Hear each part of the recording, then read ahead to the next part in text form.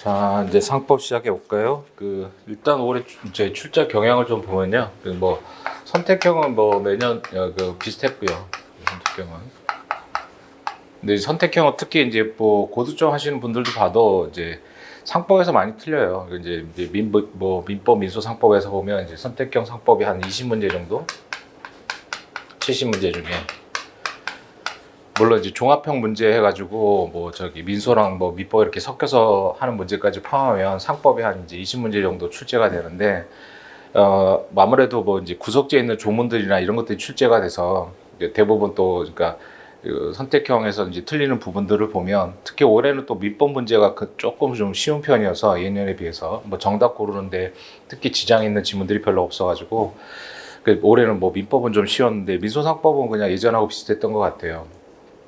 그래서 상법에서 또 보통 자주불이한 조문들이 많아가지고 이제 많이 틀리시고 뭐 하는데 선택형은 출제경이 비슷했고 그다음에 이제 사례형 같은 경우는 이제 크게 이제 두 문제가 나왔죠. 그게 이제 크게 이제 문항으로 이제 두 문제가 나왔는데 뭐 첫 번째 문제는 이제 최근 그 25년도 그 25년 6월달에 이제 선고된 판례가 출제가 됐죠.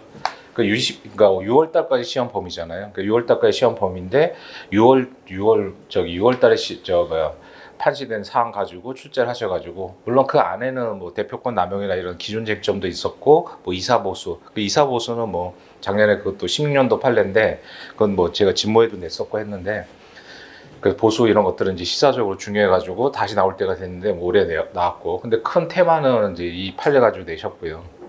그다음 두 번째는 이제 그 창고업을 내셨는데 사실 창고업은 거의 안 보잖아요. 이건 뭐 선택형으로도 거의 안 보는 조문인데 창고업 해가지고 이제 창고 증권이 화물상환증을 준용하는데 근데 화물상환증은 뭐 운송업이 중요하니까 그런 것들은 이제 뭐 수업 시간에 다루긴 했는데 창고업 자체는 이런 거 뭐 기본강의 할 때도 잘 안 보는 내용이잖아요. 근데 이런 거는 사실 저희 때도 그랬지만 뭐 출제 의도 자체는 그냥 조문 펴놓고 열심히 베껴라 이거예요. 그리고 출제자들은 이제 이런 문제들을 점수 준다고 내시는 건데 우리 입장에서 오히려 이런 게 더 어렵죠. 이런 거 안 보니까.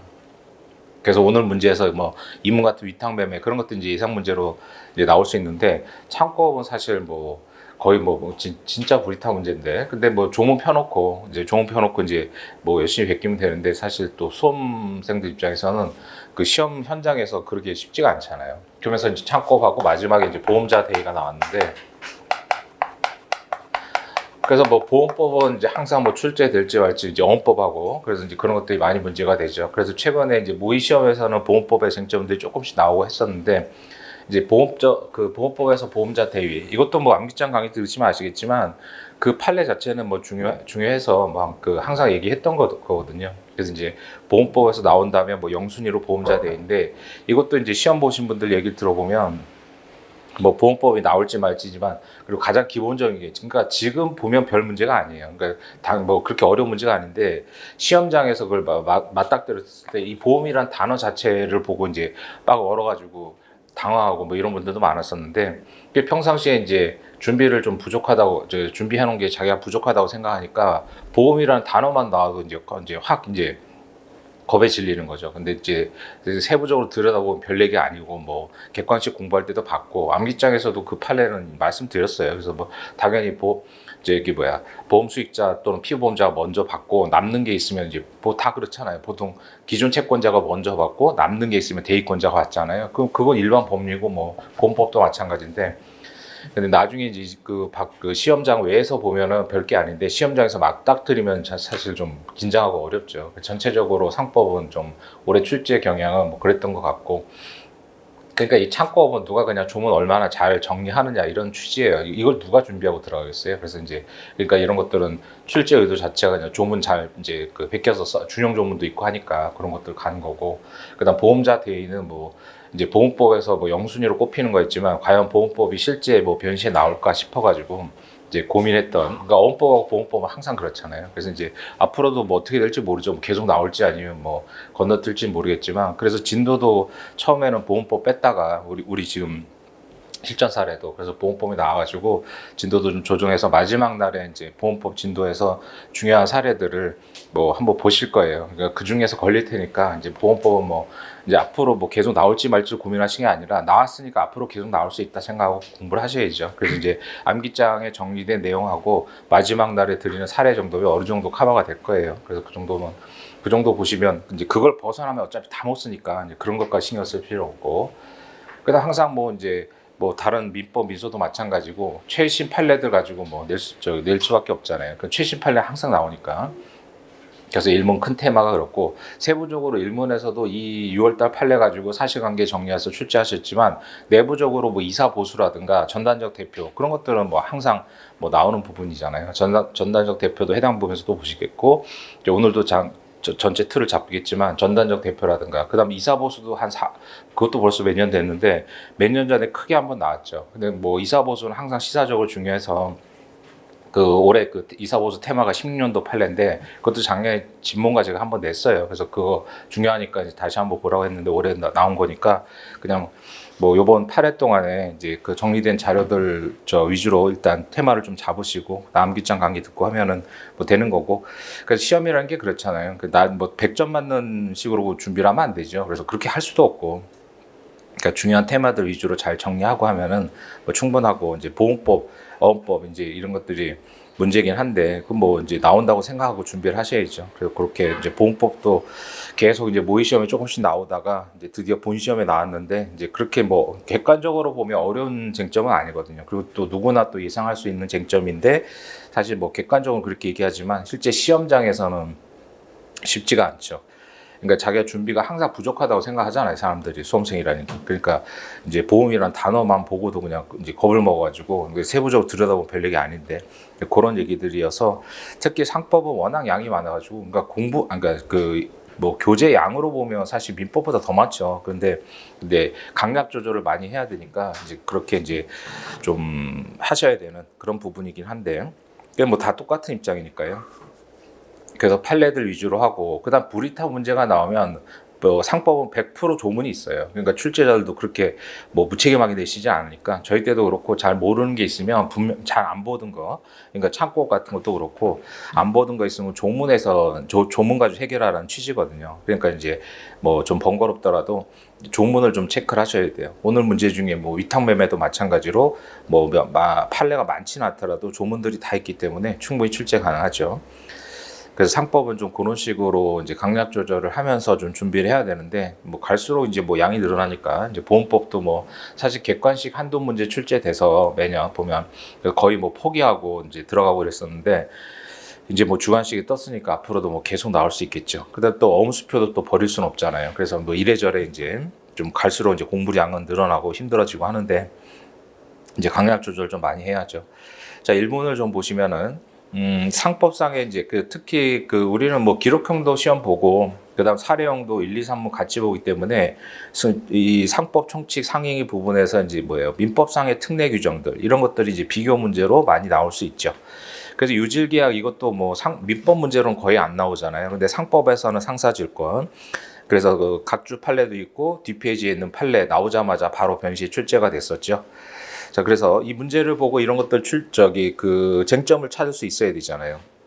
그래서 문제는 보셨으니까 이제 그 해설지 1페이지 왼쪽 편에 두 번째 문단 보세요. 기초적 사실관계에서 근질권 설정 계약에는 가분 의뢰된 채권 변제기 도래하거나 의리 기한이익을 상실했을 때 그럼 첫 번째 일반적으로 적당하다고 인정되는 방법, 시기, 가격 등에 따라서 변제 가름에서 갑이 담보 주식을 취득한다. 그 우리가 민법에서 가담법도 그렇지만 청산은 두 가지 방법이잖아요. 그러니까 채권자가 소유권을 취득하는 귀속 청산하고 그다음 팔아가지고 대금을 갖는 처분 청산 두 가지죠. 그러니까 항상 청산은 둘 중에 하나일 거 아니에요. 그래서 그 얘기예요. 그래서 갑이 담보 주식을 취득. 그러니까 민법으로 치면은 귀속 청산하겠다는 거죠. 그래서 갑이 이제 주식을 취득하고. 그다음 두 번째, 일반적으로 적당하다고 인정되는 방법 등에 따라서 담보 주식을 처분하고 취득금을 충당하는 거죠. 팔아가지고 이게 이제 민법으로 치면 처분 청산이란 말이에요. 그러니까 청산은 두 가지 방법밖에 없잖아요. 그래서 문제 1번은 뭐예요? 이제 첫 번째 질권 실행 방법이 상법상 적법하느냐? 그럼 이건 이제 귀속 청산의 실질이 있으니까 이게 뭐예요? 유질 계약이잖아요. 질권자가 소유권을 취득하는. 그래서 이제 유질계약인지, 그다음 상법상 유질계약이 적법한지, 그러니까 쟁점이 두 개란 말이에요. 그래서 오른쪽 로마자 1번에 보면 질권자에게 변제에 가름하여 질문의 소유권을 취득시키거나 법률이 정한 방법에 의하지 않고 질문 처분할 것을 약정하는 것을 유질계약이라고 하죠. 그러면 유질계약 관련해서는 각주 1번에, 이것도 계약이니까 각주 1번에 상행위로 생긴 채권 담보에 설정한 질권의 상사질권의 경우에는 허용된다. 상법에 예외 규정이 있잖아요. 그러니까 이런 것들은 항상 준비를 해야죠. 그러니까 상법상의 이제 민법의 특례 규정들, 이런 것들은 다 항상 어디나 나올 수 있고, 특히 뭐 기록형에서도 나올 수 있잖아요. 따라서 그렇다고 해서 모든 상사질권의 당해 유질계약이 아니라 별도 계약이 있어야죠, 당연히. 그래서 상사질권 설정 계약에서 성립을 인정하기 위해서는 명시적, 묵시적 약정이 별도로 있어야 된다. 그럼 이제 뭐예요? 유질계약이 있다는 사람이 그걸 입증해야죠. 그런 얘기들을 쓰시면 되겠고, 그래서 유질계약에 의의 별도 약정이 있어야 된다. 그래서 이제 이 사안에서 로마자 1번의 약정은 유질계약 약정이다 이거죠. 민법으로 가면은 이제 귀속청산의 약정인 거고. 그럼 이제 이 페이지 가셔가지고, 자, 로마자 2번에, 그러니까 민법상 유질계약은 금지되잖아요. 그래서 미리 하는 유질계약은 금지가 되죠. 그러나 그거에 대한 예외가 상법 59조고, 그러니까 이런 것도 뭐 조문 다 체크하셔야 되겠고. 그러면 이제 각주 2번 가셔가지고, 각주 2번. 이제 요게 이제 뭐예요? 그러니까 쌍방적 상행일 때만 적용되느냐, 일방적 상행도 되느냐, 그건 조문에 있고, 그럼 일방적 상행일 때 누구에 대해서 상행이 돼야 되느냐, 그게 학설 대립이 있죠. 그래서 판례가 없다가 각주 2번 17년도 판례 나오자마자 바로 사례형에 출제가 됐잖아요. 그러니까 좀 됐으니까 다시 나올 수 있어요. 그래서 각주 2번에 질권 설정 계약에 포함된 유질약적인 상법상 유약에서는 피담보 채권이 상사 채권이면 된단 말이에요. 근데 일방적 상행이도 상관없죠. 근데 누구한테 상행해야 되느냐? 다수결과 판례가 대립되잖아요. 그래서 질권 설정자가 상행일 필요는 없다. 그러니까 질권자만 상행해도 된다는 거죠. 근데 다수설은 항상 뭐예요? 즉 채무자 측이 상인이어야 된다. 그게 다수설이죠. 그래서 이제 판례들만 외우시면 되는데 이것도 판례가 없다가 17년도 판례가 최초로 나온 거고.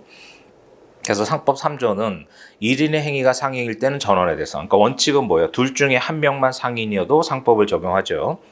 근데 그게 이제 누가 상인이냐? 학설 대립이 있는데 다수설은 채무자 측이 상인이어야 되는데 판례는 여기서 질권자가 상인이어 상관없다는 거죠. 그래서 일방적 상행으로 생긴 채권 담보 질권에도 허용된다 이거고. 그래서 이제 판례와 다설이 대립되는데 이제 판례 바로 이제 요 판례 자체는 사례 나왔고. 그래서 검토는 이제 판례대로 갔어요. 그래서 2번에 로마자 2번에 마지막 두 줄에 상법상 유질계약이 허용이 되잖아요. 그러니까 상사 채권의 담보력 강하기 때문에 채권자만 상인이어도 상관없다는 판례가 타당하다 이렇게 가면 되죠. 뭐 채권자 상인도 보호해줘야 되잖아요. 상인도. 그래서 일방적 상행위도 되는데 채무자가 상인일 뿐만 아니라 채권자가 상인인 경우도 된다라고 보면 되겠고. 그래서 소결에 가서 보시면 이제 질권자인 갑이 주식회사, 회사는 무조건 상인이잖아요. 회사는 뭘 하든 이제 상인이죠. 그러니까 상법 46조의 행위라면 상사회사고 46조 외의 행위하면 민사회사고. 그래서 민사회사는 민법이 적용되는 게 아니죠. 그래서 회사는 무조건 상인이니까. 그래서 이제 갑이 주식회사로서 상인이니까 이제 그 다음에 갑한테는 뭐요? 담보 받고 이런 것들은 뭐 보조적 상해가 되죠. 그래서 갑이 상인이고 갑의 행위가 상인이고. 그러니까 항상 뭐예요? 상인성만 판단하면 안 되고 상행위성도 판단해야죠. 그러니까 상인이 하는 모든 행위가 상행위가 아니잖아요. 그러니까 상인성만 판단하시면 안 되고 상행위성도 판단해야 돼요. 그래서 갑은 주식회사로서 당연 상행이고 그다음 보조적 상행이잖아요. 담보 받았으니까. 그래서 판례에 따르면 적법하다라는 거고. 그래서 요 각주 2번 판례는 뭐 선택형에도 많이 나왔고. 그다음에 이제 이게 중요한 이유가 각주 3번에 이제 각주 3번에 질권에 대한 평가 방법 판례가 나왔잖아요. 그럼 각주 2번 판례, 1번 판례 이렇게 다시 또 유질계약이 하니까 다시 A급 쟁점으로 떠오르는 거예요. 그래서 각주 2번 자체는 나왔지만 그것도 나온 지 벌써 됐고 다시 또 각주 3번의 쟁점이 나왔으니까 이것도 뭐 나올 때까지 중요한 쟁점인데요. 각주 3번 보면 59조는 민법 339조의 규정, 즉 미리 유질계약 안 된다는 것은 상행위로 인한 채권을 담보하게 설정한 질권에는 정되지 아니한다. 그래서 뭐예요? 상사 질권은 유질계약이 된다는 거죠. 다만 밑줄 친 부분에 유질약정이 체결된 경우에 이제 뭐예요? 유질약정이 된다는 조문만 있지 실행 방법은 없잖아요.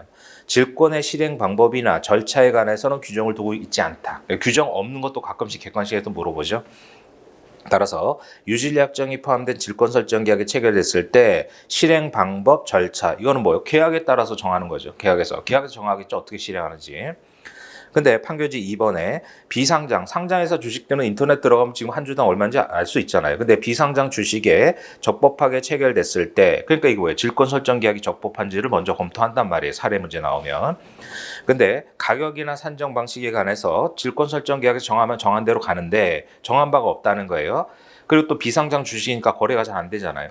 그래서 형성된 시장 가격이 없거나 그 다음에 확인하기 어려운 형편이라면 그때는 어떻게 되느냐, 채권자가 처분 청산 방법으로 실행할 때 일반적으로 허용된 산정 방식 중 채택해서 산정을 했다. 그럼 적법하다는 거죠. 그러면 나중에 가격이 합리적인 가격이 아니더라도 정산해 주면 되잖아요. 정산. 그래서 그 처분 청산을 무효로 만들면 취득한 사람들의 이제 거래 안전을 해치니까 특별한 사정이 없는 한, 이게 원칙이라는 거죠. 피담보 채무 소멸 범위나 초과액의 반환 여부, 손해배상, 이거로 해결하라는 거죠. 따라서 채권자와 처분 상대방, 양수인 사이에 처분행위 자체를 무효로 만들면 거래 안전을 해치죠. 그러니까 처분행위는 유효가 되고 정산의 문제로 간다. 이렇게. 그래서 이제 로마자 그 본문에 올라가셔서 이제 로마자 1번에 유질 계약에 따른 질권의 실행 방법은 원칙은 뭐예요? 질권 설정 계약에서 정한 방식으로 가야 된다 이거예요. 그래서 검토는 뭐 조문이 없으니까, 그러니까 방법에 대해서 규정이 없으니까 계약에 따라서 정한다는 판례가 타당하다. 근데 이제 계약에서 정하지 않았잖아요. 그 로마자 2번에 가서 그 각주 3번 판례를 보시면 되죠. 그래서 그 판례 쓰고 이제 뭐예요? 검토는 항상 말씀드린 대로 이제 뭐 상법도 똑같죠. 판례 태도는 판례 결론 쓰고 검토는 판례가 쓰는 논거 갖다가 붙여가지고 판례가 타당하다 이렇게 가면 되죠. 그렇기 때문에 이제 그 주식 취득자의 취득은 유효잖아요. 그러니까 채권자 채무자 사이의 내부적 정산의 문제니까 명의에서 청구했을 때 명의에서 해줘야죠. 그러니까 만약에 회사가 명의에서 안 해준 거예요. 그럼 명의에서 부당 거절의 문제로 간단 말이에요. 그러니까 명의에서 부당 거절의 구제 수단도 중요한데 한 번도 안 나왔잖아요. 그러니까 뭐 15년 지금 변시 15년도 저 15년 시험을 봤지만 한 번도 안 나온 쟁점도 많아요. 그래서 이제 그런 것들이 우선적으로 나오죠. 변시 기준으로. 그러니까 모의 시험도 그렇고. 그러니까 어떤 쟁점들은 모의 시험에서조차도 이제 한 번도 안 나온 쟁점도 많죠. 예, 그런 것들이 일단 영순위로 꼽히는 건데 명의에서 부당 거절에 대한 뭐 일반적 구제 수단, 직접적 구제 이것도 중요한데 본 시험에서 안 나왔으니까 그런 거 대비하셔야 되는데 이렇게 연결해서 넘어갈 수 있단 말이에요. 그래서 이제 회사가 거절하면 이건 부당 거절이 되죠. 그다음 명의에서 청구 소송으로 가면 기각하면 안 되고 인용해줘야 되는 거고. 그다음 내부적인 정산의 문제다. 그래서 이제 각주 3번 판례 때문에 각주 2번 출제가 됐지만 다시 유질 계약은 중요해졌다. 이렇게 보시면 되겠고. 그다음에 이문으로 가서 요게 이제 상행위법에서 이제 그 조문 같은 거로 정리하시는 부분이에요. 그 나온 김에 그 101조 볼까요? 위탁매매 101조.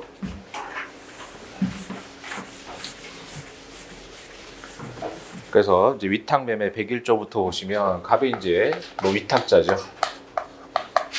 그래서 위탁자고 이제 을이 이제 위탁매매인. 그래서 위탁매매인.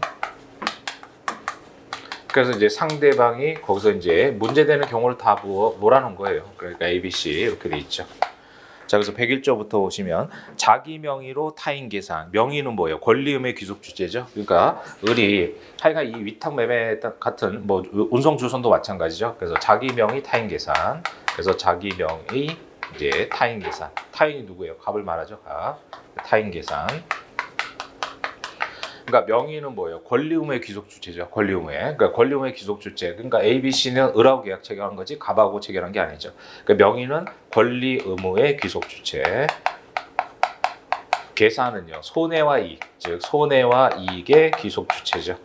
그러니까 자기 명의 타인 계산 이렇게 된 거죠.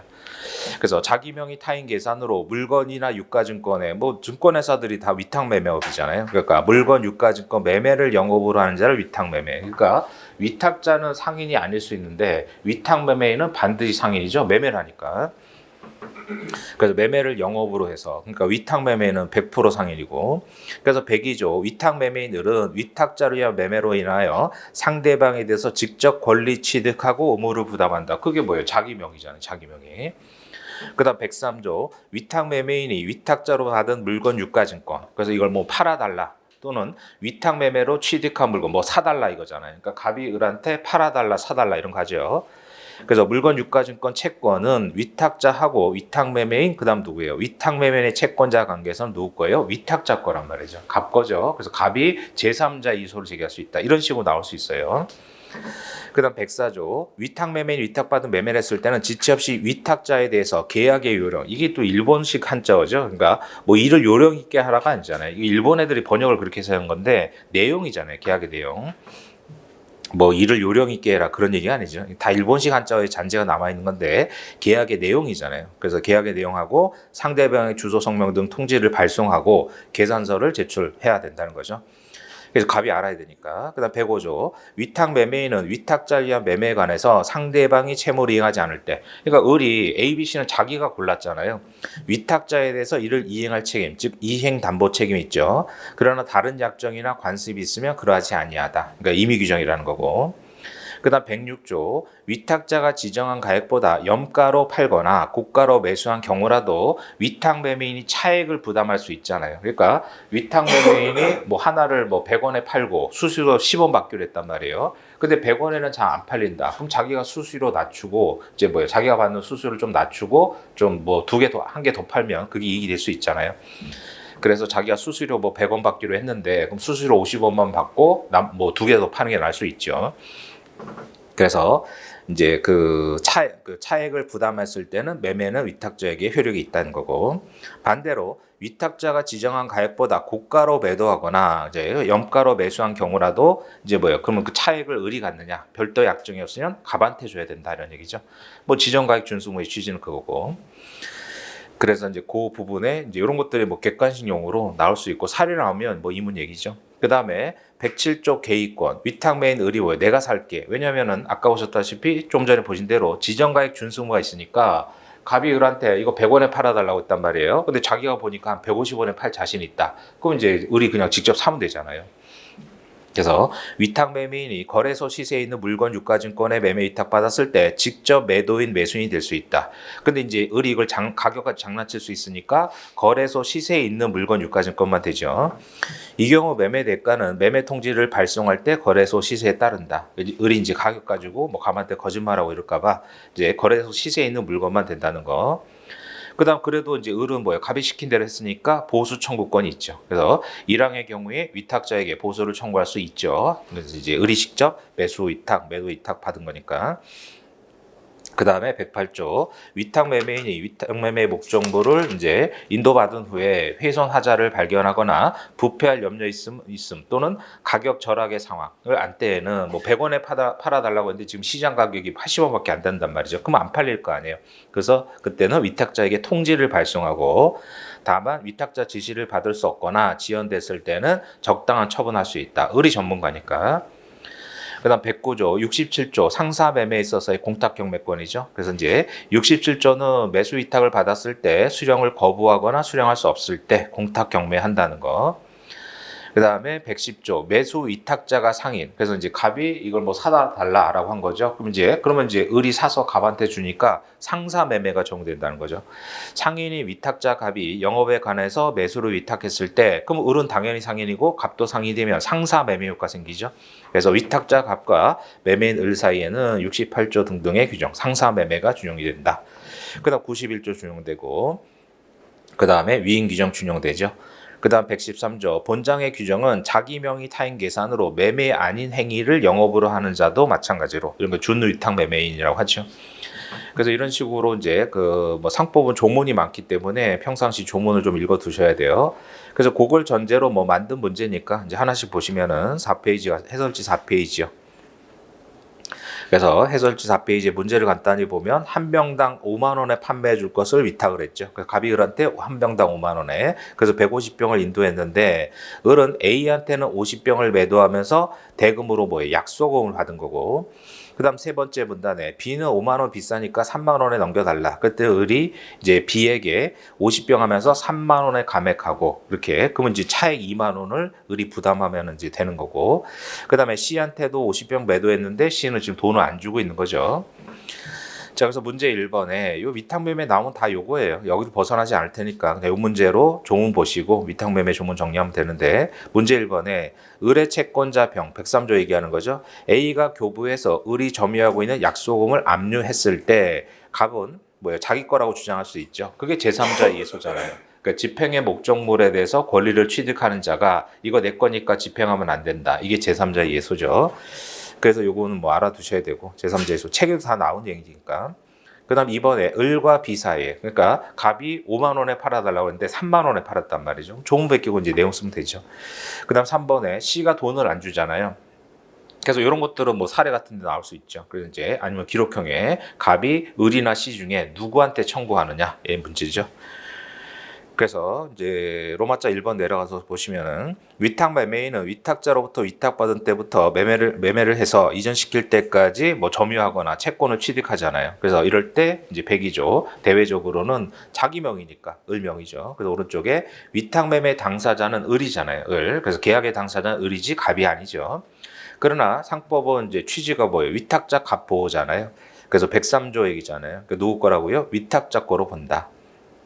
뭐 취지는 이제 그 각조 5번 내려가 보시면 자기 명의 타인 계산으로 물건이나 유가증권의 매수 매도하고 보수받는 상인이잖아요. 따라서 명의와 계산의 분리. 그러니까 을이 자기 명의지만 타인 계산이죠. 그러면 이제 일반 매매냐, 그러니까 갑이 을한테 파는 거냐, 아니면 을이 위탁 매매냐, 이건 따져봐야죠. 갑과 을이. 그러니까 이제 뭐 농협 같은 데 가도 이제 그 농수산품 많이 팔잖아요. 그럼 거기에 보면 누가 재배했는지 뭐 상인들 이렇게 요즘 뭐 상표 같은 거 붙이잖아요. 그러니까 스티커 같은 거. 그럼 그게 농협이 산 건지, 농협이 사가지고 이제 파는 건지, 아니면 농협이 위탁 판매라는 건지, 그건 이제 농민 갑하고 농협하고의 계약을 봐야죠. 그래서 각 주에 어떤 계약이 일반 매매인지, 그러니까 농협이 아예 사서 그냥 자기들 걸 파는 건지, 위탁 매매인지는 형식이 중요한 게 아니라 실질이죠, 실질. 그래서 뭐예요? 농협이 자기 명의, 그 다음에 타인 계산. 그렇게 되면 그 위탁 매매고, 농협이 자기 명의, 자기 계산이면 그냥 농민한테 이제 이런 농산물을 사서 자기가 파는 거잖아요. 그래서 판교지 2번에 그가 제3자에게 부담하는 채무를 담보할 목적으로 채권자에게 위탁 매매로 취득한 채권을 양도했을 때 이거 누구 거예요? 위탁자 거잖아요. 그럼 뭐가 돼요? 무권리자 처분행위가 되죠. 이런 식으로 을이 뭐 B한테 채권을 취득했는데 자기 채권자에게 양도를 했다. 그럼 무권리자 처분행위가 되잖아요. 그러니까 무권리자 처분행위를 이런 법리로 물을 수 있단 말이에요. 그래서 위탁자의 관계에서는 103조에 따라 위탁자에게 속하는 채권을 무권리자 양도잖아요. 을이 양도를 했다면 을이 자기 채권자에게 줘버렸다. 이건 갑건데 을이 양도했으니까 무권리자 처분행위죠. 그럼 민법에서 보신 대로 뭐예요? 채권행위는 유효지만 물권행위는 무효잖아요. 물권행위. 그 물권행위가 유효가 되려면 취득시효, 선의취득, 뭐 추인 이런 게 돼야 되는데 채권은 선의취득 제도가 없잖아요. 따라서 그 채권 양도는 무권리자 처분과 마찬가지로 선의취득 등의 특별한 사정이 없는 한 무효. 이제 그 물권행위는 무효잖아요. 근데 채권은 뭐예요? 선의취득 제도가 없죠. 일반 채권은. 지명채권은 선의취득 제도가 없잖아요. 그래서 이는 양수인이 양도 목적이 된 채권 귀속의 선의, 무과실이다. 그래도 뭐예요? 증권적 채권이 아니라 선의취득 제도가 없잖아요. 그래서 이제 달라지지 아니한다는 게 그런 얘기죠. 그런 것들이 이제 무권리자 처분행위 문제로 나올 수 있죠. 연결해서. 그다음 5페이지에 그 로마자 2번 올라가셔가지고 이제 밑줄 친 부분에 위탁자가 위탁 매매인에게 매도 위탁 맡긴 물건 유가증권, 그다음 매수 위탁 받고 매수해서 인도받은 물건 유가증권 등등이죠. 또는 뭐 채권, 뭐 손해배상 채권 등등이 다 누구 거라고요? 위탁자 거예요. 따라서 위탁 매매인이 처분하면 무권리자 처분행위가 된다. 이렇게 보시면 되겠고. 그래서 효과로 가셔가지고 요게 이제 포인트죠. 그래서 갑거기 때문에 만약에 을이 이제 파산하잖아요. 그러면 갑이 소유자는 돌려달라고 하는 거예요. 그걸 세 번째 줄 환치할 수 있다. 환치권인데. 그러니까 이제 그거는 뭐 시험 문제 안 나오겠죠. 그래서 이제 을이 이제 파산을 했다. 그럼 이제 을이 갖고 있는 채권이 이제 갑거잖아요. 갑에. 그러면 이제 이 파산세에 대해서 갑은 환치권. 내 거니까 돌려주세요가 환치권이에요. 이 돌아오란 자죠. 그러니까 이거는 뭐 통합도사법에 있으니까 뭐 그런 게 있나 보다 정도. 이것까지 묻지는 않을 것 같긴 한데 하여간 그 을이 파산당했을 때 을의 채권이 아니잖아요. 갑의 채권이죠. 그래서 갑의 재산. 그러니까 파산자가 갖고 있는 재산 중에서 이제 소유자 등이 달라고 하는 게 환치권이에요. 그 다음에 이제 을의 채권자가 강제 집행 들어오면 갑은 뭐예요? 이제 이 제3자를 상대로 이건 내 거다. 을 게 아니라 내 거다. 이게 이제 제3자 이의소죠. 제3자 이의소. 그래서 환치권이나 제3자 이의소를 제기할 수 있다. 근거는 상법 103조. 그래서 효과로 가서 보시면은 위탁자, 위탁매매인, 채권자 관계에서 누구 거예요? 위탁자 거잖아요. 따라서 위탁매매인이 파산하면 위탁자는 내 거니까 돌려주세요. 이게 환치권이에요. 그 다음에 채권자가 강제 집행 들어오면 그거는 내 거니까 너 집행하면 안 된다. 제3자 이의소를 제기할 수 있다 이거죠. 그 상법책에 다 나온 얘기니까 그 정도는 알아두시고. 그 다음 문제 2번은 5만 원에 팔아달라고 했는데 3만 원에 팔았단 말이죠. 그럼 조문 베끼면 되잖아요. 원칙 보시면은 위탁자가 가액을 지정했을 때는 지정가액이 본지이기 때문에 이를 준수하는 게 원칙이죠.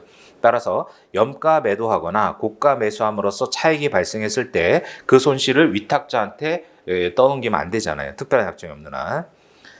따라서 그때는 이제 원칙은 뭐예요? 원칙은 갑이 야 5만 원에 팔라고 했는데 왜 3만 원에 팔았느냐라고 해서 거부할 수 있다는 거예요. 근데 예외가 더 중요하죠. 그러니까 이제 위탁 매매인이 뭐예요? 자기의 수수료를 낮추면서 2개 이상 더 팔면 더 이익이 될 것 같다. 그럼 수수료 적게 받고 수수료로서 충당하고 더 싸게 팔면 되잖아요. 그게 이제 106조죠. 그 예외를 보시면 지정가액보다 염가 매도 고가 매수한 경우라도 차액을 부담하면 효력이 있다. 뭐 어차피 위탁자 갑은 이제 하나에 뭐 100원씩 팔아주고 수수료 10원 줄게. 그럼 실제 이득이 90원이니까 90원만 채우면 되잖아요. 자, 그래서 다만 예외 두 번째 문단에 위탁 매매인이 차액 차손을 부담해서 위탁자에 대해서 효력을 발생시키기 위해서는 반대 특약이 없어야죠. 그러니까 갑의 입장에서는 뭐 균일하게 여기는 싸게 팔고 저기는 비싸게 팔고 이러면 이제 자신의 그 판매망의 신뢰도가 떨어질 수 있으니까 무조건 5만 원 맞춰라 이렇게 할 수 있잖아요. 그런 경우가 아닐 때는 이제 갑이 을이 차익을 부담하면 된다. 그래서 밑줄 친분에 상품 가격을 통일할 목적으로 절대적인 지정 가격을 부여하는 경우가 있잖아요. 그래서 그때는 이제 이 차손 부담하면서 싸게 팔 수는 없는 거죠. 그런 것도 같이 알아두시고.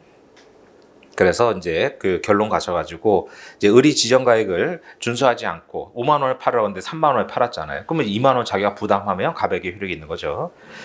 그래서 106조 1항에 따라서 차손을 부담했을 때는 효력이 있다라는 거고. 그래서 이제 차액 2만 원 해서 50개니까 100만 원이죠. 100만 원을 을이 부담하면 그건 갑에 대해서 효력이 있고 이제 반드시 절대적 지정 가액을 이제 그 준수하라고 하지 않는 한. 그래서 그 106조의 의미로 보시면 되겠고요. 그다음에 이행 담보 책임 105조 문제죠. 6페이지 가셔 가지고 그래서 특히 또 상법상 책임이 나오잖아요. 그럼 무조건 법적 성질 쓰세요. 그냥 기계적으로 외워가지고 나중에 그 회사법 가면 많잖아요. 이사 책임, 감사 책임 나오면 뭐 법정의 무과실 책임인지 채무불이행 책임인지 이런 거 있잖아요. 그러니까 안 물어도 무조건 쓰는 거예요. 그거는 그런 게 객관식 한 문제 맞추는 효과가 생기기 때문에 반드시 쓰셔야 돼요. 그래서 6페이지에 위탁 매매인의 이행 담보 책임, 하여간 책임 나왔다. 무조건 법적 성질 쓴다 외워서. 그 조문을 좀 전에 보셨으니까 법적 성질은요. 위탁자를 보호할 목적으로 위탁 매매인에게 이행 담보 책임인데 상법이 인정한 법정의 무과실 책임이다. 이렇게. 그럼 의미 법적 성질 해가지고 의는 조문 베끼면 되고 이는 해서 상법의 법정의 무과실 책임이다라는 거예요. 다만 이제 뭐 저 임의 규정이라고 그랬죠. 그래서 당사자 간의 약정이나 관습에 따라서 배제할 수 있다는 거고. 적용 범위 가셔가지고 이제 이 사안처럼 C가 이행 안 할 때죠. 위탁 매매는 상대방에게 채무 이행을 했는데 상대방이 뭐 대금이나 물건 안 준다 이렇게 되는 거죠. 따라서 이제 위탁 매매인이 계약을 해지하면 그때는 이행 담보 책임 문제가 아니잖아요. 그러니까 해지에 따른 뭐 원상회복 문제로 가고. 그 다음에 그 아래 문단에 이행담보 책임과 별도로 이건 상법상의 법정 무과실 책임이니까 만약에 과실이 있으면 별도로 또 손배 책임을 또 따로 지는 거죠. 경합할 수 있고. 그래서 적용 범위 두 번째 문단에 위탁 매매인이 이행담보 책임 부담하는 경우라도 이제 이거는 무과실 책임이니까 별도의 과실이 있다. 그때는 손해배상 책임을 같이 지는 거고. 그 다음에 이제 뭐 소멸시효는 뭐 상사채권이니까 5년이다. 이 정도 보면 되겠죠. 그럼 효과는요. 상대방이 불이행할 때는 위탁자에게 대신 위탁 매매인이 이행하는 거죠. 그래서 매도 위탁일 때는 뭐예요? 돈을 갖다 줘야 되는 거고 매수 위탁일 때는 뭐 물건을 구해서 갖다 줘야 되고 담보 책임 부담한다 이런 얘기고. 그래서 그 위탁 매매도 중요한 쟁점이니까 제가 볼 때는 뭐 창고업보다 사실 위탁 매매가 더 중요한데 뭐 창고업은 나왔으니까 당분간 안 나오겠죠. 그래서 이제 나머지 운송업 그다음 위탁 매매 이런 애들을 좀 정리해야 돼요. 그래서 요 정도면 위탁 매매도 될 테니까 그런 거 보시고. 그 다음에 3문으로 가서 뭐 상법 총칙에서 제일 중요한 게 사실 지배인이잖아요. 지배인. 그러니까 이 구조는 이제 지금까지 출제된 상법 문제를 다 압축적으로 정리해 보면 딱 이 한 문제예요. 그러니까 옛날에 이거는 뭐 상법 주관식 문제를 지금까지 옛날 저희 때도 뭐 문제까지 포함해 보면 다 여기서 출발하거든요. 그러니까 초기 기수 문제들은 다 여기서 나왔죠. 그러니까 이 문제처럼 이제 X 주식회사가 있고 그래서 A가 이제 행위자잖아요. 그럼 이제 상대방이 Y란 말이죠. Y가 상대방. 그럼 이제 항상 상대방은 뭐예요? 이 본인을 상대로 계약상 이행 청구. 그래서 계약상의 이제 이행 청구. 여기서부터 출발을 하죠. 그러니까 계약을 체결했으니까 본인한테 계약상 청구하잖아요. 그러면 이제 민법에서는 뭐라고 해요? 민법에서는 본인 이제 대리인이라고 하죠. 대리인. 그다음 상법 총칙에서는요. 상인이라고 하잖아요. 상인. 그다음에 이제 상업 사용인. 상법 총칙에서는 상업 사용인. 그다음 회사로 가면 뭐 100% 주식회사일 거 아니에요. 그래서 주식회사 이제로 가서 이제 뭐 대표이사 또는 뭐 그 외에 대표이사를 빼고는 다 뭐예요? 대리인이잖아요. 대리인. 뭐 예를 들어서 상무이사 이런 사람도 그냥 높은 간부지 대표는 아니잖아요. 그러니까 대표이사일 때만 이제 주식회사가 대표자 행위에 책임지는 거고 그 외에는 다 대리인이죠. 대리인으로 보는 거고. 그러니까 이제 이렇게 되잖아요. 그러니까 이제 행위자가 누구냐에 따라서 이제 뭐가 적용되느냐 이렇게 된 거죠. 그래서 이제 상업 사용인 중에서는 이제 지배인하고 그래서 지배인하고 이제 부분 사용인 뭐 이름 기니까 간단히 쓸게요. 부분 사용인 부분적 포괄될 거는 가진 상업 사용인이죠. 그 다음에 의제 상업 사용인은 거의 출제 안 될 테니까 뭐 그것까지 검토하실 필요 없을 것 같고 지배인이냐 부분 사용인이냐 이거 이제 판단하는 거죠. 그러니까 항상 뭐예요? 지금 출발점은 상대방이 A를 만나서 계약을 체결하잖아요. 계약을. 그럼 그 효과가 이제 X 본인한테 귀속이 되는데 민법에서는 본인하고 상법은 상인 주식회사 이렇게 되죠. 그럼 이제 상대방은 항상 계약상 이행 청구에서 출발하는 거고 그러면 이제 회사 측에서는 뭐예요? 이게 본인 측에서는 뭐예요? 이 계약이 유효하면 그냥 이행하겠죠. 그런 거 시험 문제 안 나올 거 아니에요. 그러니까 본인 측에서는 계약의 소멸 사유. 그래서 무효 취소 해제란 말이죠. 무효 취소 해제. 그러니까 민법부터 시작한 게 이거잖아요. 항상 한 사람은 계약의 유지에 따른 이행 청구를 하고 상대방은 뭐예요? 계약의 소멸을 주장할 거 아니에요. 유지를 둘 다 주장하면 뭐 소송할 필요도 없잖아요. 그러니까 항상 상대방은 이행 청구에서 시작을 해서 그러면 이제 본인 측에서는 무효 사유, 취소 사유, 해제 사유인데 상법에서는 뭐 취소 해제 이런 것들은 뭐 상법을 잘 안 묻잖아요. 이건 민법에서 묻는 거고 그래서 상법에서는 주로 무효 이제 이게 문제가 되죠. 뭐로요? 무권 대리. 그래서 무권 대리나 이럴 때는 뭐예요? 무권 대표. 이제 이렇게 무권 대리, 무권 대표. 그럼 소송법상 뭐예요? 부인이잖아요. 부인 이거는. 그래서 왜냐하면 계약의 유효를 주장하는 상대방이 유권이나 뭐예요? 상대방이 유권이나 표현을 입증해야죠. 표현. 따라서 본인 측에서 이거는 이제 A는 대표권이 없다, 대리권이 없다. 이건 소송법상 부인이란 말이에요. 부인. 그래서 계약의 유효를 주장하는 상대방이 유권 대리, 유권 대표, 표현 대리, 표현 대표. 그럼 이제 이건 뭐 가져가요? A가 누구냐에 따라 다른 거죠. 상업 사용이면 표현 지배인으로 가는 거고, 그다음 민법상 대리면 민법상 표현 대리로 가는 거고, 그다음에 이제 주식회사의 대표이사면 395조 표현 대표이사로 가는 거죠. 그러니까 X하고 A가 누구냐에 따라서 근거 조항이 달라지는 거잖아요.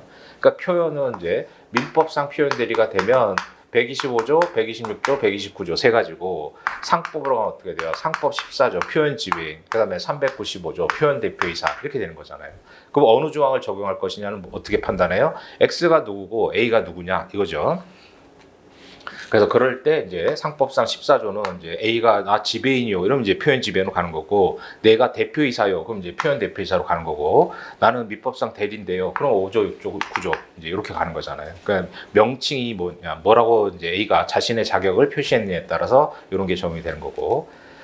그래서 이제 유권이나 표현이 됐다. 그럼 이제 X는 이행 책임 지는데 그거에서 벗어나기 위해서 뭐예요? 상법에서는 별도로 이제 전단적 대표라는 게 있잖아요. 전단적 대표행위. 그러니까 민법에서는 이걸 묶어서 그냥 무권 대표로 보잖아요. 그러니까 지금 대표자가 또는 대리인이 그 권한을 벗어나는 방식이 두 가지란 말이에요. 그러니까 절대 금지, 할 수 없는데 했다. 그러니까 A한테 너 어음 발행하지 마라. 그런데 어음을 발행했다. 그런 것들은 이제 할 수 없는 걸 해버렸잖아요. 그것도 무권이고, 그 다음에 뭐 하려면 이사회나 주청 결의를 거쳐라. 그래서 상법에서는 이사회나 주청 결의를 거쳐라. 주청.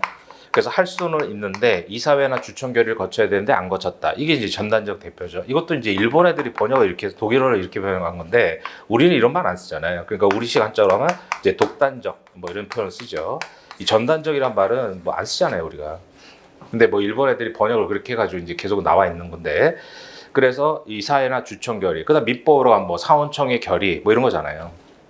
그래서 뭐 누구의 승인을 받아라 이런 거. 근데 이런 절차적 제한을 위반했을 때 이것도 이제 무건이잖아요. 그러니까 민법에서는 이걸 별도로 전단적 대표라고 안 보잖아요. 그러니까 그냥 광의의 무건인데 두 가지로 나눠서 절대 금지인데 위반하는 경우 하나하고 이렇게 누구 승인을 받아라. 근데 승인을 안 받는. 그래서 상법에서는 이것을 별도로 전단적 대표. 그 올해도 또 나왔잖아요. 올해도 393조 이사회 승인 받아야 되는데 안 받은 거. 그러니까 전단적 대표는 뭐 항상 나올 수 있는 거예요.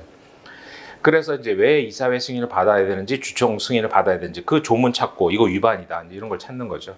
그래서 또 이제 374조와 관련해서 중요한데 이제 그 올 초에 올 초인가 작년 말인가에 굉장히 중요한 판례 또 하나 나왔어요. 뭐 자회사 주식을 처분하는 거. 그래서 이것도 이제 나중에 뭐 본격적으로 보실 때 뭐 최신 판례를 한가 보실 텐데 이것도 이제 374조 위반도 전단적 대표잖아요. 그래서 올해도 나왔고 이건 뭐 항상 나올 수 있는 부분이죠. 전단적 대표. 그래서 이제 광의의 무권 대표 일정인데 절차 위반한 거잖아요. 이사회나 주총 승인 받아야 되는데 안 받고 단독을 하는. 그 다음에 또 뭐예요? 이제 대표권 남용. 그래서 이제 대표권 남용으로 갈 수 있죠. 그래서 대표권 또는 대리권 남용. 그러니까 이런 절차 무권 대표라든가 절차 위반을 왜 해요? X를 위해서면 A가 그렇게 할 이유가 없잖아요. 그러니까 A가 X를 위해서면 거칠 거 다 거치지 이걸 왜 안 거치겠어요? 그러니까 대부분 보면 A가 X 이익이 아니라 자기나 제3자 이익을 해야 할 이익을 위할 목적으로 하니까 이런 거 안 거칠 거 아니에요. 그 대부분 대표권 남용 같이 걸린단 말이에요. 그래서 뭐 표현 대표 대표권 남용, 뭐 전단적 대표 대표권 남용 이런 것 중에 뭐 2개씩 뽑아가지고 지금 계속 출제가 됐잖아요. 그래서 뭐 초기 문제에 대해서는 뭐 398조 뭐 이런 것들은 뭐 연속으로 뭐 몇 년씩 나오고 했던 거죠. 그러니까 이거는 뭐 상법의 기본기니까 항상 준비하셔야 되고 올해도 뭐 요 이사회 승인 안 거친 그런 게 1번 문제 쟁점으로 끼어서 나왔죠. 그래서 그런 부분이어서 이 틀이에요. 나중에 회사법 가서 또 정리하겠지만 이 틀에서 계속 움직인단 말이에요. 그 중에서 2개씩 뽑고 그러다가 이제 여기도 하나 더 끼면은 뭐예요? 상업등기 효력. 그래서 이제 상업등기 효력. 그것도 뭐 상업등기할 때 한번 정리하겠지만요. 그 상업등기 효력은 뭐 등기부상에 뭐 누구라고 돼 있다 이런 말 나올 때만 쓰면 되죠. 그래서 뭐 주식회사에서 설립등기 하니까 등기부가 있어야 되잖아요. 그러니까 실제 대표이사는 A인데 뭐 B로 등기가 됐다. 또는 A에서 B로 해임했는데 뭐 변경등기 안 했다. 뭐 등등 나오잖아요. 그러니까 상업등기 효력은 등기부 이름 나올 때, 등기부 얘기 나올 때만 쓰시면 되는 거고. 그래서 이제 상업등기 효력이라든가 그 다음에 이제 뭐 389조 이제 사망이 준용하는 209조 209조 2항. 그래서 209조 2항 선의의 의미에 대해서 판례가 드디어 나왔잖아요. 그러니까 11조 사망과 관련된 지배인의 지배권 제한에 대해서는 예전에 판례가 있다가 그래서 이제 7회인가 8회 시험에 한번 나왔죠.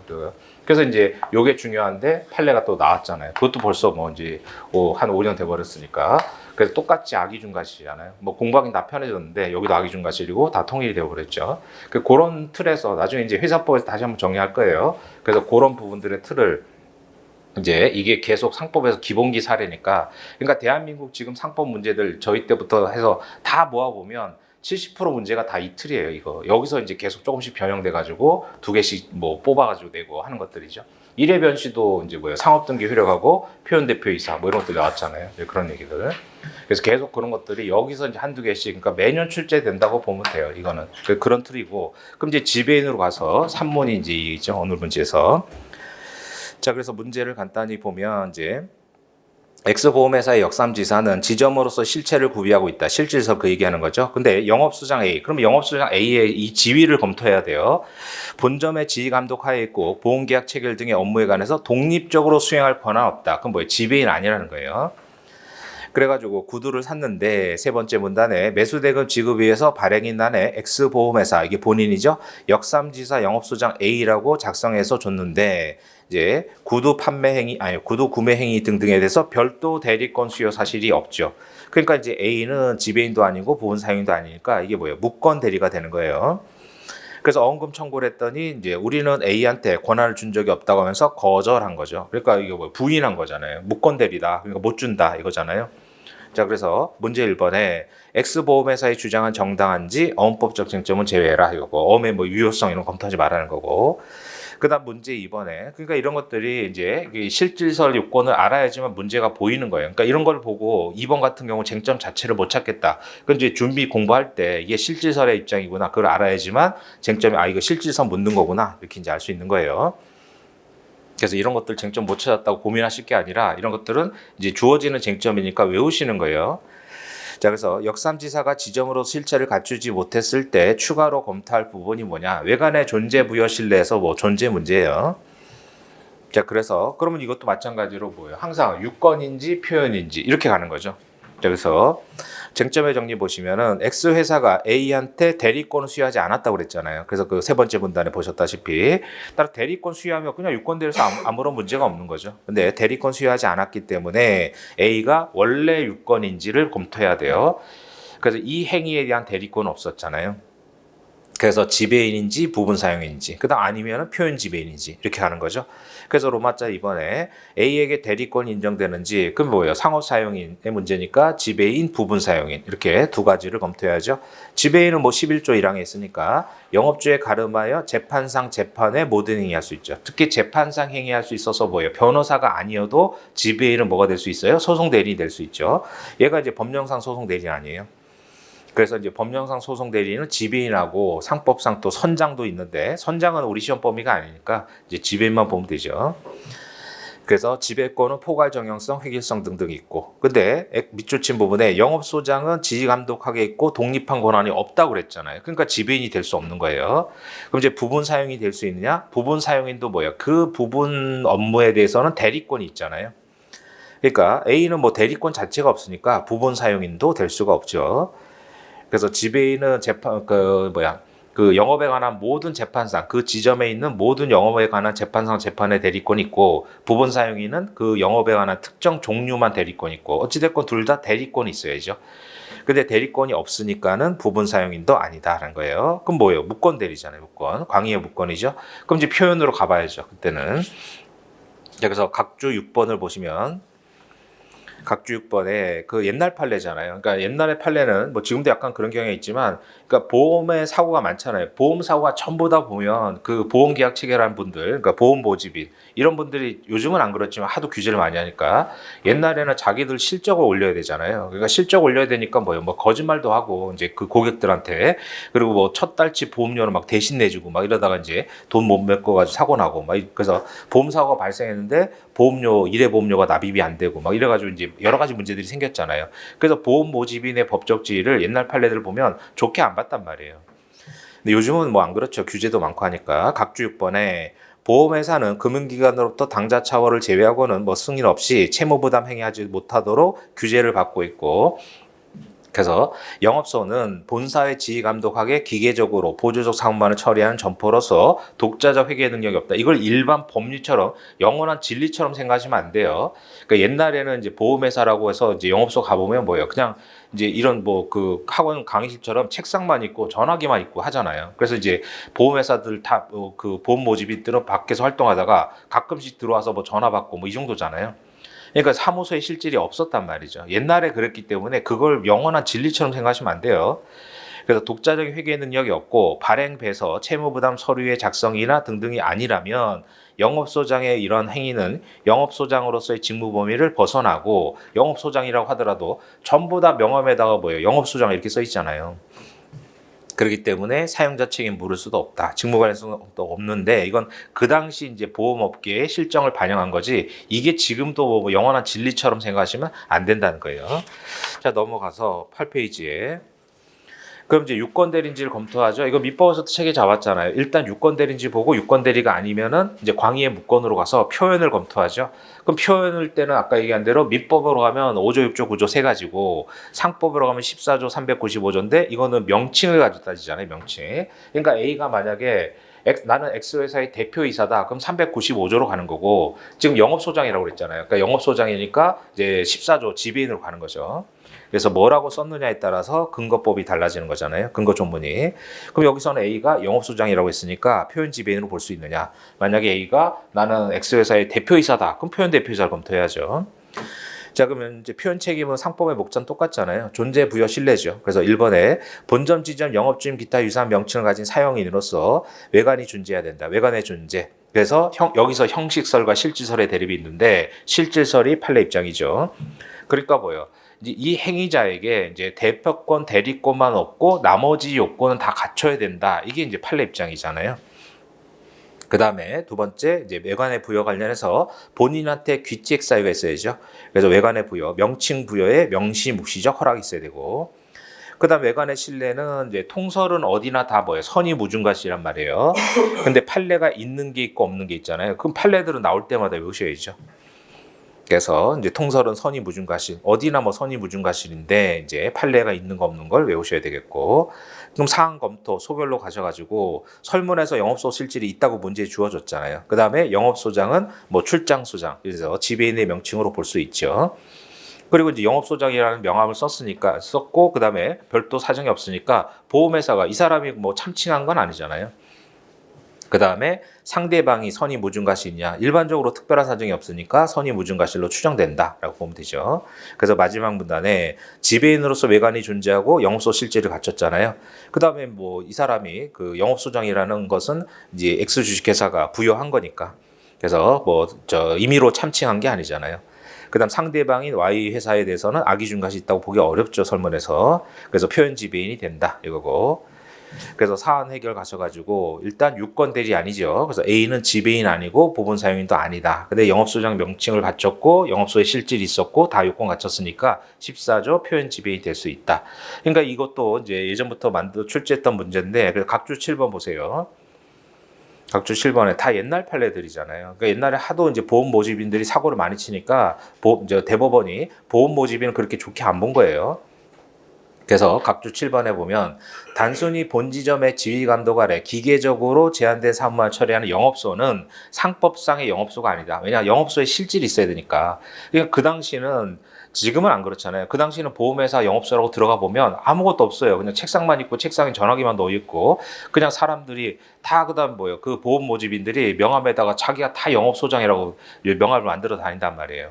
그래가지고 뭐 일 없을 때 와가지고 앉아가지고 뭐 전화 통화하고, 그러다 이제 자기 외근 나가고 이렇게 돼 있으니까 그냥 뭐 책상만 있고 소장도 없고 아무도 없단 말이에요.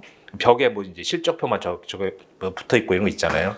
그러니까 그게 무슨 영업소에 실질이 있느냐 이렇게 본 거죠. 따라서 영업소의 소장, 그러니까 다 명함에 소장회로 돼 있어요. 그래서 표현 지배인으로 볼 수 없다. 그럼 그 아래 판례도 보험회사의 영업소장은 표현 지배인이 아니다. 그러니까 이걸 영원한 진리처럼 생각하시면 안 돼요. 그래서 화살표 뒤에 제가 써놓은 게 그 얘기예요. 자, 그래서 영업소가 본지점의 지휘감독 아래 기계적으로 제한된 보조적 사무를 처리하는 곳이라면 상법상 영업소가 아니죠. 영업소는 우리가 은행 지점 생각하면 되잖아요. 그 은행 지점 가면 거기서 다 해결이 되는 거지 뭐 딴 데 가서 하는 게 아니잖아요. 따라서 보험회사의 그 당시 영업소 소장을 표현 지배인이라 볼 수 없다. 왜냐하면 우리 판례는 실질설의 입장이니까. 그래서 판례 번호 뒤에 제가 써놓은 대로 지배권이 없다는 것을 제외하고는 나머지 요건이 유효해야 되잖아요. 민법에서도 뭐예요? 유권 대리인도 강행법규 위반하면 무효니까 표현 대리도 강행법규 위반했다고 해서 유효가 되느냐, 아니라고 그랬잖아요. 그러니까 나머지는 다 유효고 대리권, 지배권이 없을 때만 표현 책임이 문제되죠. 자, 그래서 밑줄 친 부분에 과거의 보험회사 영업소는 실질을 구비하지 못한 것이 대부분이었어요. 실질. 그래서 책상만 있었단 말이에요. 그리고 설계사, 그 당시 보험 설계사죠. 지금 보험 모집인. 명함에 다 자기가 소장이라고 하고 다닌단 말이에요. 관행적으로. 그래서 판례가 이제 좋게 안 본 거예요. 그래서 표현 지배인이 아니라고 본 거죠. 따라서 이제 이 문제처럼 영업소의 실질을 갖췄고 독립한 권한이 없기 때문에 표현 지배인이 성립할 수 있다, 이렇게 갈 수 있는 거예요. 이 옛날 판례를 보고 이걸 영원한 진리처럼 보험회사 영업소장은 무조건 표현 지배인이 아니다, 이렇게 이제 볼 게 아니라요. 그래서 이제 표현 지배인의 요건을 갖출 수 있다, 이렇게 보시고, 그다음 마지막 9페이지 가셔가지고, 그러니까 이제 표현 지배인이 문제가 될 때 영업소 실질이 필요하다는 실질설, 그걸 알고 있어야 문제 2번을 해결할 수 있죠. 자, 그래서 각주 8번을 보시면은 표현 지배인에 관한 규정이 적용되기 위해서는 근무 장소가 상법상 지점으로 실체를 구비해야 되고, 실체를 구비했다고 하려면 뭐예요? 본 지점의 지휘 감독 아래 기계적으로 제한된 보조적 사무를 처리하면은 그건 영업소에 실질이 없죠. 그러니까 은행 지점 생각해 보시라고 했어요. 거기서 다 해결이 돼야 돼요. 그래서 독립하여 독자적 활동에 관한 결정하고 대외적 거래할 수 있는 조직을 갖춰야죠. 그래서 우리가 은행 지점 가면 거기서 다 해결할 수 있잖아요. 뭐 본점 가가지고 또 하고, 이게 아니죠. 따라서 그 다음에 이제 판결지 2번에 지배인 행위가 영업에 관한 것인지는 뭐 외관설이잖아요. 그래서 외형이론이죠. 행위 당시 주관적 의사와 관계없이 객관적 성질의 추상적으로 판단하죠. 그러니까 배임 의사가 있더라도 일단 객관적 요건을 갖추면 되는 거잖아요. 그래서 지배인이 영업주명이라는 어명에는 객관적으로 영업 관련성이 있기 때문에 유권 대리가 된다 이거잖아요. 다만 개인적 목적이면 그때는 뭐 대리권 남용으로 갈 뿐이죠. 그래서 영업주에 미치고 그래서 이제 지배인이 개인적 목적인 경우라도 일단 미치고 이러한 법리는 이 문장이 이해가 돼야 돼요. 표현 지배인의 경우도 동일하다. 그래서 이제 뭐요? 지금 보신 대로 유권이나 표현을 입증해서 Y가 X를 상대로 이행 청구를 하잖아요. 그러면 그 계약상 책임부터 벗어나기 위해서 무효 사유 중에 전단적, 그다음 대표권 남용 이렇게 되는 거죠. 대표권 남용, 대리권 남용. 그러니까 유권이나 표현으로서 상대방 입증해서 이행 청구를 했을 때 본인 측에서는 뭐예요? 대표권 남용 또는 대리권 남용으로 할 수 있죠. 그러니까 여기서 뭐예요? 표현도 선이 무과실인데 선이 이제 상법으로 치면 무중과실이죠. 그다음 대표권 남용도 아시다시피 뭐예요? 백질주의랑 단서 유추에 따라서 선이 이제 무과실이어야 되잖아요. 선이 무과실. 근데 이 선의의 대상이 다르잖아요. 선의의. 그러니까 여기서 선이니까 여기도 선이다 이러면 안 되죠. 이 표현에서 선의는 A한테 대리권이 없는데 대리권이 있다고 대리권에 대한 선의고 대표권 남용에 대한 선의는 뭐예요? 배임사에 대한 선의잖아요. 그러니까 여기서 선의라고 또 여기도 선의다 이렇게 보면 안 되고 선의의 대상이 다 달라지죠. 이렇게 전단적도 마찬가지잖아요. 전단적은 이런 이사회나 주청 결의를 거쳤느냐에 대한 선의. 그러니까 선의의 대상이 다 다르죠. 사안포섭 할 때 그건 주어질 때니까 시험 문제에서 여기서 선이라고 해서 여기도 무조건 선이다 이러면 안 되잖아요. 그러니까 가끔씩 이제 예전에는 교수님들도 착각해가지고 교과서에 뭐 심지어 잘못 쓴 내용도 있었는데 지금 많이 고쳐졌지만 그러니까 여기서 선인데 여기서 악일 수 있느냐 그러니까 논의가 필요 없다 뭐 이렇게 잘못 쓰신 분들도 있었어요. 그러니까 선의의 대상이 다르잖아요. 그러니까 지금 A가 대리권이 없는 거는 몰랐는데 배임이사에 대해서는 알았단 말이에요. 그러면 이제 표현 대리로 갈 수 있지만 회사 측에서 본인 측에서는 뭐예요? 대리권 남용, 대표권 남용으로 무효로 만들 수 있죠. 선의의 대상이 다르잖아요. 그 뭐 시험 문제도 나왔던 거고 변시에도 그렇고. 그래서 이제 그 마지막 밑줄 친 부분 지금 읽었던 이러한 법리는 표현 지배인의 경우에 동일하다. 이 한 문장이 이해가 돼야 돼요. 뭐 반드시 나오고 계속 나오고 있으니까 지금. 그래서 표현 지배인으로서 표현 대리로서 계약상 이행 청구할 때 회사 측에서 본인 측에서는 뭐예요? 네가 A가 대리권이 없다는 건 몰랐지만 배임사에 대해서는 알지 않았느냐 그 얘기죠. 그게 뭐예요? 민법에서 보셨던 명성 판결도 그 얘기잖아요. 그러니까 명성 판결도 이제 A한테 대리권이 없다는 건 몰랐지만 이제 배임이사 이게 이상한 거래였잖아요. 배임사는 알 수 있었다고 봐서 그 상호분에게 이제 책임을 면제시키죠. 책임이 이제 인정 안 된 거잖아요. 그래서 민법에서 보셨던 그 명성 판결도 뭐 그 얘기가 되는 거고 그래서 표현 대리가 되지만 대리권 남용 항변으로서 본인 측에서 승소한 판결이죠. 여기도 마찬가지예요. 그래서 판결 3번에 제약회사의 분실장이 자신의 개인적 목적 위해서 권한 없이 배소 위조했을 때 표현 지배인의 성립을 인정한 사례다 이거예요. 그 표현 지배인이 인정이 되고 그럼 이제 회사 측에서는 대리권 남용을 항변할 수 있고 그 얘기죠. 그래서 이 판례 자체도 기본기로서 알아두시고 이게 지금 계속 나오고 있고 올해도 뭐 전단적 대표 나왔으니까 자 그래서 판례는 실질설의 입장이다. 그러니까 이런 것들은 자꾸 외워두셔가지고 이제 영업소가 나오면 아 실질설이 쟁점이 될 수 있겠구나 그런 얘기들. 그리고 아까 각주 7번에서 보신 대로 이제 옛날 판례를 가지고 보험회사 영업소장은 무조건 이제 표현 지배인이 성립할 수 없다. 이거 영원한 진리처럼 생각하시면 안 돼요. 그래서 주어진 사실관계 가지고 나오시면 되고. 그래서 지배인 가지고 이제 문제를 만들었는데 나중에 이제 회사법 가면 다시 한번 또 정리할 거예요. 뭐 상업등기회로 이런 거 또 나올 테니까 그때 다시 한번 정리해 보시기로 하고 그런 식으로 좀 보시고요. 자 오늘 여기까지 하겠습니다. 수고하셨습니다.